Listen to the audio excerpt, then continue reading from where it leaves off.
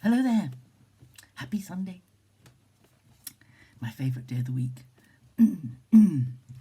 Excuse me. Now we're just looking at Luke chapter 9, verses 7 to 9.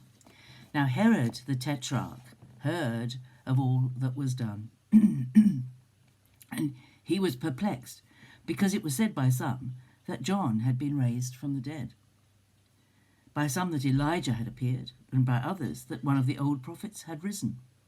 Herod said, John I beheaded, but who is this about whom I hear such things? And he sought to see him.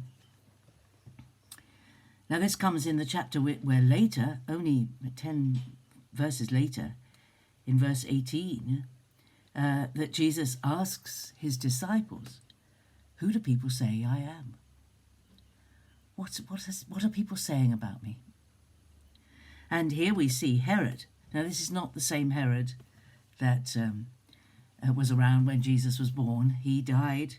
This is his son.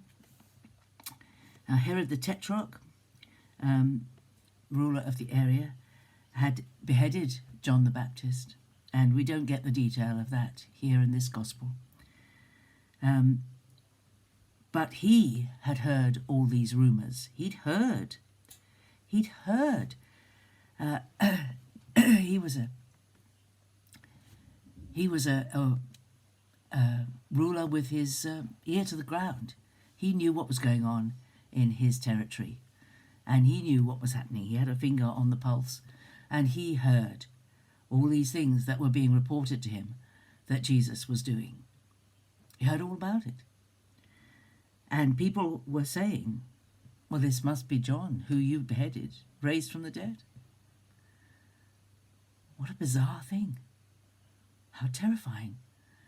You behead someone to get him out of the way, and suddenly he's come back to life, and he's doing more than he was doing before, and the people are following him. Or some people said, well, it was Elijah.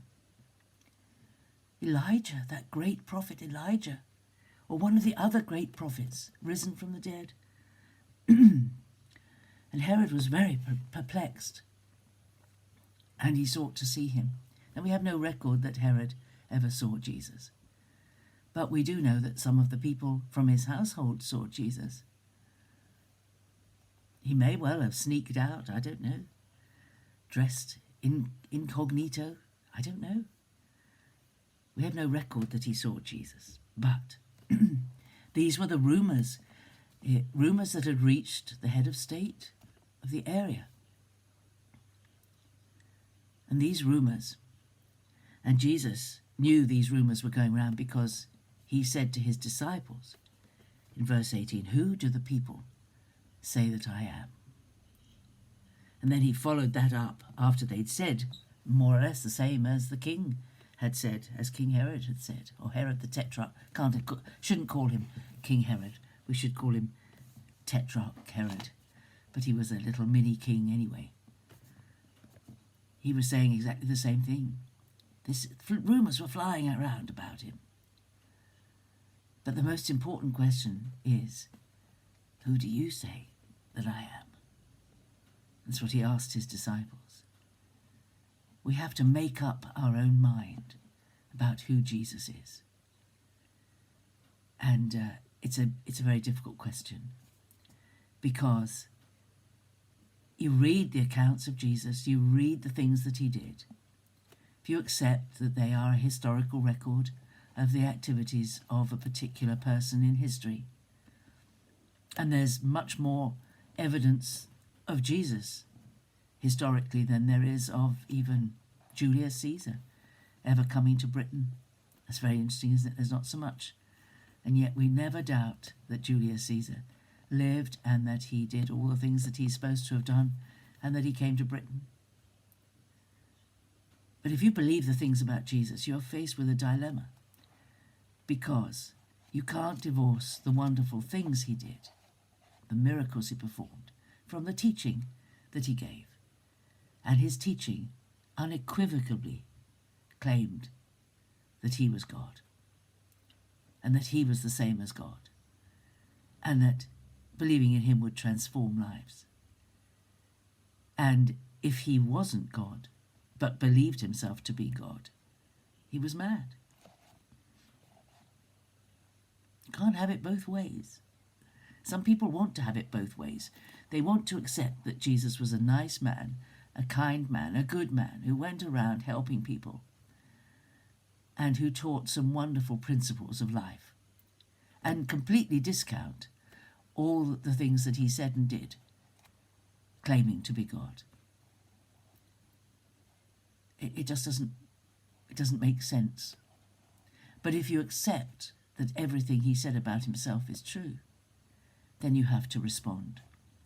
You cannot believe that God came in flesh to this world and did all those wonderful things and did not expect a response from us.